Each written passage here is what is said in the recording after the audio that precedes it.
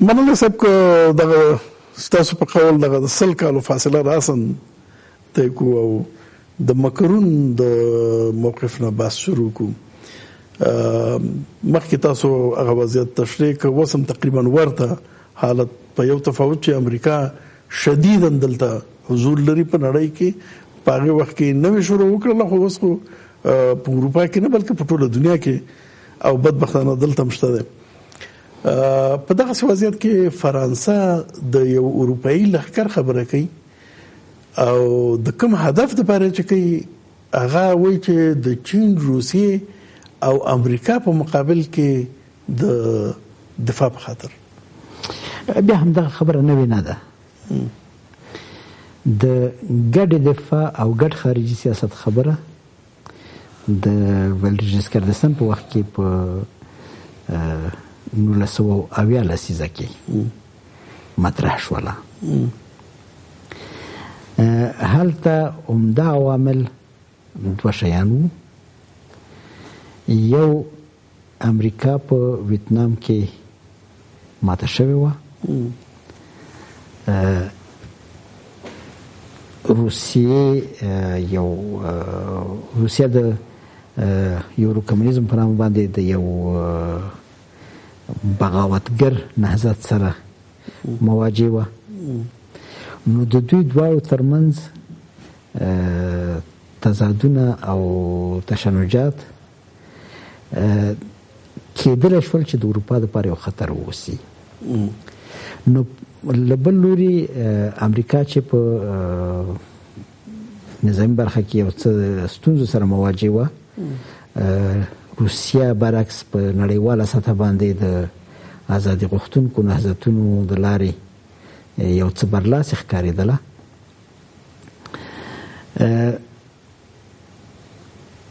امریکا کوشش کاوه چې اروپا په اقتصادي لحاظ لاندې کړي که ستاسې په یاد شي 1980 1982 شاوخوا د تیلو بحران رامنځته کیږي او د دې په مقابل کې هغه ټکنالوژیک پرمختګ چې فرانسې کړی دی د ساوت نه چټکه مسافر وړونکې الوتکه جوړه کړې ده هوایي ریل باندې کار کوي نور ټکنالوژیک پرمختګونه د فضایي سفرونو باندې کار کوي د دې د ماتولو په خاطر باندې امریکا کوشش کوي چې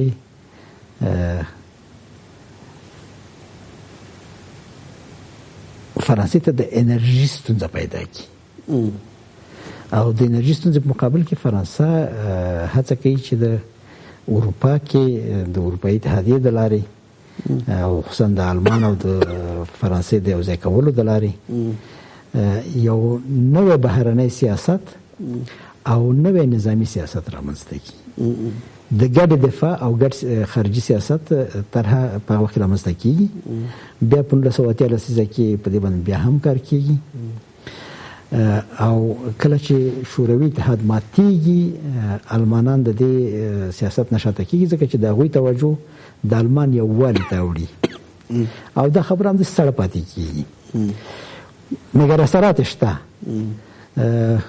کله چې امریکا په منځني ختیځ باندې حمله کوي په لومړي ځل حمله کې ټول اروپا ورسره ده مګر دویم وار چې بیا په صدام حسین باندې مشخصه حمله کوي او په عراق باندې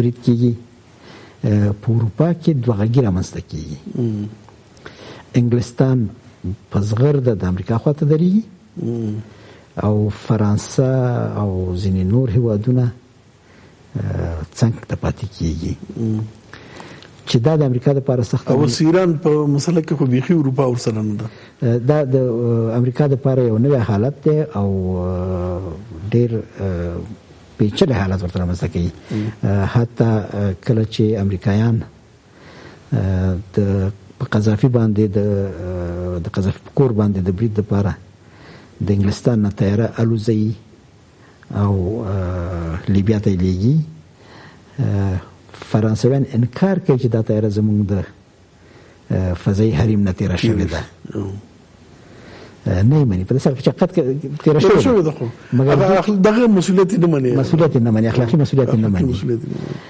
او امریکا دومره اروپا تر فشار لاندې راولي چې د افغانستان په جګړه کې بیا فرانسه او آلمان د امریکا تر څنګ درېږي د دې په خاطر چې هغه د عراق خطا ورته وبخل شي. نو دا مطلب د تاریخ چې د خو ټول تکرار دی، سره د چې وی تاریخ نه تکراریږي، خو چې د بشر فطرت چې دی هغه اوماغه فطرت دی، نو تاریخ هم اوماغه څه تکرار دی. دا درسته ده. دا اوس وضعیت چې د امریکا په مقابل کې د حرکت چې اوس ټویټ باندې چې ټرمپ کوم جواب ورکړی دی، دا خو ښکاره کوي چې امریکا هم دا مسله ډیره جدي نیولې ده. نو څونه جدي ده دغه خبره یعنی دا خو په یو حساب د ناټو ختمول دي. که اروپایي اردو جوړیږي نو بیا هغه ناټو چې د امریکایي مشري کوي بیا خو دا نړیوال اړیکو باندې د دې اغېزه څنګه ګڼي؟ بیا هم فکر کوم چې د یو فشار آله ده. اوسنیو شرایطو کې نه ناټو ته خاص خطر شته دی او نه کوم عملی اقدام په نظر کې دی، مګر کله چې ماکرون دا خبره مطرح کوي بیرته هماغه د 1980 لسیزې حالت ته ورګرځو چې د ګول د ناټو د مشترک رهبري نه وواته، یو ډول د امریکا په مقابل کې مقاومت ښکاره کړ، ځان یې نه بیل کړ. نن چې بیا هم امریکا په داسې یو موقف کې د خصوصا د ټرمپ حکومت کې چې د هر چا سره ډغرې وهي، د هند سره دا ډغرې وهي، د چین سره دا ډغرې وهي، د کوریا سره دا ډغرې وهي، د روسیې سره دا ډغرې وهي، د منځني ختیځ کې دا ډغرې وهي، افغانستان کې دلته حضور لري. نو داسې یو حالت رامنځته کړی دی چې د اروپا منافع تر سیوري لاندې راغلي دي. یعنې دلته خبره یوازې د فرانسې نه ده، د اروپا د منافعو ده. که څه هم انګلستان د اروپایي اتحادیې نه د وتلو پرېکړه وکړه، مګر تر اوسه پورې عملي کړې نه ده او بیرته پښیمانه هم دي پې. نو دلته یو حالت رامنځته شوی دی چې اروپا باید خپل هویت تثبیت کړي او د خپل هویت د تثبیتولو لپاره یوازینۍ لار دا ده چې بیا هم هماغه د خارجي سیاست، مشترک خارجي سیاست او مشترک دفاع خبره د درېیم وار دپاره بیرته راژوندی کېږي. یو وار په 1980 لسیزه کې، یو وار په 1980 لسیزه کې، یو وار اوس بیا په 2000 یو څه تفاوتونه خو شته دي. نو دا بیرته راژوندی کېږي او د دې راژوندی کېدلو جالب عکس العمل د ټرمپ دی، ځکه چې ټرمپ پیغور ورکوي فرانسې ته چې که چېرته تاسې دومره تکړه نو په ناټو کې خپل پیسې ورکوي، یعنی اخطار هم ورکوي، یعنی اخطار ورکوي، مګر اخطار داسې دی چې د ناټو پیسې ورکوي. تر اوسه پورې موږ ستاسې دفاع کوو، پیغور ورکوي. او د ټرمپ دا خو اصلي بحث دی جناب منور صاحب. اوس امریکا د اروپا دفاع کوي، د روسیې ایره چې ده اوس کله چې ایډیولوژیک بحث دلته موجود، روسیا نه پخوانی شوروي اتحاد د ایډیولوژیک قوت او د انقلاب در راوستلو دا یو هغه وخت کې خو شاید ډېرې توجیه درلودله، لیکن اوسنۍ روسیا رښتیا هم دغه نه ګواښ دی اروپا ته چې امریکا دفاع کوي او اروپا باید مدیون اوسي د امریکا. خبره هم دلته ده چې اوسنۍ روسیا د اروپا دپاره هغومره ګواښ نه دی لکه شوروي اتحاد. نو ځکه اروپا په زغرده کولی شي چې دا خبره وکړي او ټرمپ هم د اروپا د مشترکې قوې مخالفت مستقیما نه کوي. بیا یو ډول اروپا ته نقل ورکوي چې اوس یو څه لرو د ناټو په نامه باندې هغه تقویه کوي، په هغې باندې به کار وکړو. نو فکر کوم چې اوس دغه نقل اروپا اخلي کنم، ځکه چې د ناټو کوم سیاستونه چې دي مثلا د تروریزم په وړاندې جګړه چې ده دا چې امریکا څنګه پر مخ وړي، څه هدف لري، په هغه یو خاطر پرېږدو دا بس، لیکن قرباني اروپا ده د مهاجرینو د سیلاب نه نیولې او د تروریستي بریدونو چې ځکه جغرافیایي یو دغه لري کنه نخته د کوم منطقي کې چې د تروریزم په وړاندې جګړه د افغانستان نه نیول عراق پورې او اروپا خو نږدې ده ورته یو وچه کې دا یو جغرافیایي وحدت لري. اروپا زیاته قرباني ده. اوکران په مسله کې روسیې باندې کوم بندیزونه لګي دا زیات توان اروپا ته رسیږي. د ایران په مسله کې کوم بندیزونه لګي دا زیات توان اروپا ته رسیږي. نو وس خو دغه تفاوتونه مشته دي. یعنی د امریکا جګړه چې دا اوس د اروپا جګړه نه ده. همدغه تفاوتونه باعث کیږي چې د ایران په مسله کې اروپا د امریکا نه لار بیلوي. امریکا د ګډو اقداماتو د پروګرام نه خپل وتل اعلانوي، اروپا پکې پاتې کیږي او ملاتړ کوي. د سوریې په جګړه کې امریکا کاملا د روسیې ضد دریځ نیسي او د نه همکارۍ خبره کوي، اروپا د همکارۍ خبره کوي. د ترکیې په مسله کې اروپا په ترکیه باندې د تعزیراتو خبره کوي، امریکا په ترکیه باندې تعزیراتو خبره کوي، اروپا د ترکیه سره د همکارۍ خبرې کوي. نو په ډیرو مسایلو کې د امریکای سیاست اوس د اروپا د سیاستونو جواب نه وایي. نو په دې خاطر باندې دا کوم اوس مخکې تاسو چې ویل چې څو دفعه مخکې دغه وضعیت تکرار شوی دی، لیکن هغه وخت د امریکا په اصطلاح سعودي دغه مخبر روانو حاکمیت رو نورم کلکه د په دنیا باندې اقتصادي وس هغه وضعیت نه دی. نو وس دغه حرکت پیل کم خاطر روان دي، نتایج به هم غسیوي کنه تفاوت لري. نتایج به تفاوت ولري. فکر کوم چې که په مجرد ډول وسنجو چې د قوتونو د تناسب نه سره تیر شي، نو دا تصور ناممکن نه دی چې د دوه قطبي دنیا په ځای باندې نن درې قطبي دنیا ولرو. شتمن هیوادونه په درې قطبونو باندې وویشل شي چې یو امریکا شي، یو اروپا شي، یو روسیه شي. خو دغه فرضیه هم چیلنج کیږي ځکه چې موږ په جنوبي اسیا کې او په ختیځ اسیا کې نور هیوادونه لرو چې د هغوی وضعیت د شلم پیړۍ د نیمایي په نسبت باندې ډیر ښه دی او ډیر اغیزمن دی. نو فکر کوم چې په اوسنیو حالاتو کې مونږ یو ډول د دنیوي نقشې د بیا ترسیم په حالت کې یو چې په دغه بیا ترسیم کې امریکا خپل ځای په ګواښ کې ویني او د همدې خاطر په اروپا باندې فشار راوړي چې د خپلو طرحو نه تیر شي او اروپا د بغاوت په حال کې ده. اروپا د مقاومت په حال کې د بغاوت ته نه ده رسیدلې. خو صحیح دا به په دې پورې ارتباط ولري چې امریکا څه ته حاضر ده چې اروپا ته ورکړي د دې لپاره چې اروپا اوسنی سیټ اپ وساتي. صحیح. نو دلته به فکر کوم چې د اروپا او امریکا ترمنځ روابط بیرته د امکاناتو د توزیع بحث ته یو اوږده جګړه روانه ده او ډیر زیات عوامل پکې داخل دي چې سره ډیر زیات نشي کولای چې نتایج باندې فکر وکړي. وس لیکن په دغه وخت کې موږ په تیرو دوړو نړیوالو جګړو کې به طرف وو سره دي چې یعنی موږ ګټه مرنوانه خستل شله. مثلا تاسو په ول نړیوال جګړه کې د الماني د افغانستان به طرف پات کېدل یا د ماغه وخت الماني هیئت راغله، امیر حبیب الله خان مصروف وساته ترغه پوری مصروف وساته چې خبره به معنا شله او المان مخ په شکستو.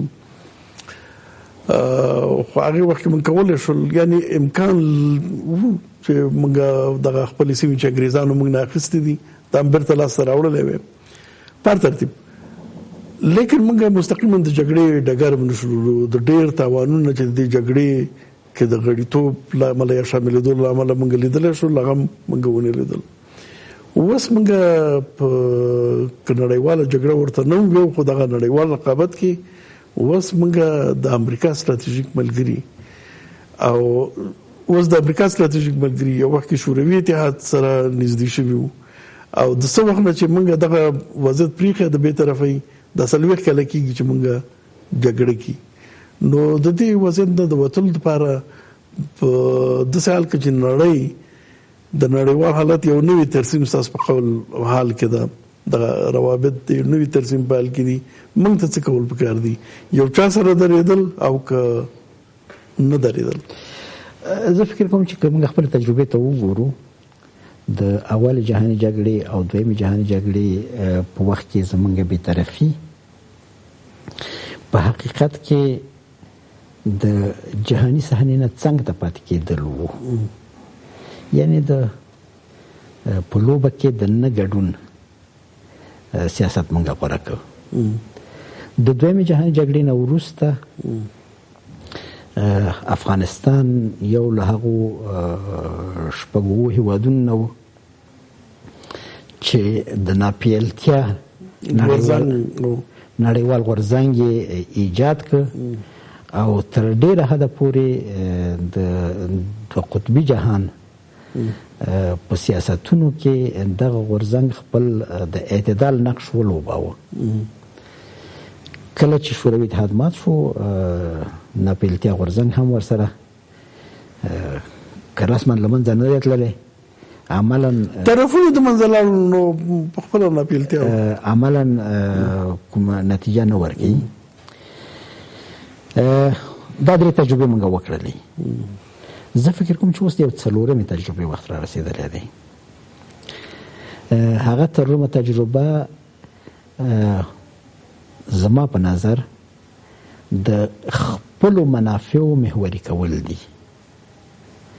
یعنی د دې په ځای چې مونږ خپل منافع د نورو سره په ملتیا یا نه ملتیا کې وارزو مونږ باید د نورو سره ملتیا د خپل منافعو په رڼا کې وارزو. اساسي بحث هم دغه دی که مونږ خپل منافع تعریف کړی شو او وګورو چې په کومو حالاتو کې زمونږ منافع ښه پالل کېږي نو دلته کېدلی شي چې مونږ داسې یو متعادل سیاست ته ورسېږو چې هم د روسیې سره لار وشړو هم د چین سره لار وشړو هم د هند سره وشړو هم د امریکې سره وشړو او هم د نورو دنیا سره وشړو. که موږ داسې وکولی شو چې چین او روسیې او امریکا سره په اصطلاح همزمانه ښه روابط ولرو دا خو بیا نو د یو طرف ودرېدل نه دي که نه دا خو هماغه تعادل سیاست دی چې تاسو یاده وکړله خو اوس خو دغسې حالت کې نه وي که نه نو دغه حالت ته ورتللی شو. زه فکر کوم چې اوس شرایط دې ته اماده دي چې موږ همدغه حالت ته ورشو. ځینې هیوادونه دي چې دا ونه زموږ نه رغېږي په اوسنیو شرایطو کې د امریکې نه زموږ نه رغېږي. موږ باید په ډېرو شیانو کې د امریکا سره نږدې پاتې شو مګر د نورو هیوادونو په اړه باندې کېدای شي چې موږ د امریکا سره یو څه فاصله ونیسو چې راسره یې مني. ډېره ښه بېلګه یې همدا وروستیو ورځو کې د امریکا د خوا نه د چابهار معافېدل و د تعزیراتو نه د دې په خاطر چې افغانستان ضرورت لري چې د ترانزیت لپاره یوه لار ولري. امریکا د ایران چابهار بندر د تعزیراتو نه معاف کړ. فکر کوم چې دا یو وړه خبره نه ده. دا د هماغه هغه چابهار چې اوس پکې عملاً هېڅ تجارت نشته مهمه نه ده.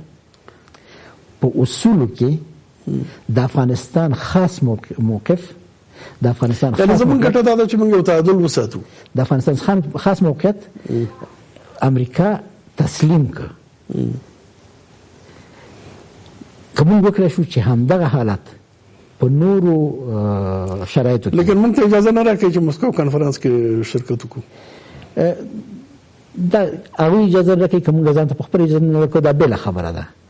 فکر کوم خبره خو بلاخره یوه ده که نه مسکو کنفرانس کې اجازه شرکت ځکه نه کوو چې امریکا خفه کېږي. نه دلته فکر کوم چې تاسو ډېر څنګهزن بحث کوئ هغه بحث ته به نه ور داخلېږو او د موضوع نه هم وځي زموږ په طرفي موضوع فکر کوم چې دلته د اعتدال موضوع ده. د افغانستان د حکومت د خوانه د خپل منافعو د تعریف ستونزه ده چې دغه ستونزه باید موږ حل کړو او زمونږ د منافعو د تعریف ستونزه ده. موږ باید په دې باندې پوه شو چې زمونږ منافع چا سره په څه رقم اړیکو کې په ښه حالات باندې تر مخه تللی د هیڅ چا سره زمونږ اړیکې باید د بل چا سره د اړیکو تابع نه وي. د هر چا سره اړیکې باید زمونږ د منافعو محوریت زمونږ خپل منافع اوسي نو اړیکې به په دې محور جوړیږي. صحیح. په داسې حال کې چې تر اوسه پورې موږ محوریت د نورو سره اړیکې کړې او خپل منافع په هغې کې لټول نو بیا خو استقلال ترلاسه کړو که داسې وشو خو نو طبعا بیا خو نو استقلال نه دی ځکه چې اوس د اوسنۍ دنیا د استقلال دنیا نه ده.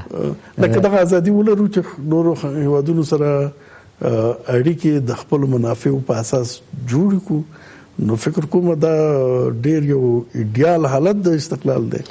په دې ورتګ فکر کوم چې اوس موږ په دغه داسې یو حالت کې یو چې دې لوري ته حرکت کولی شو. صحیح.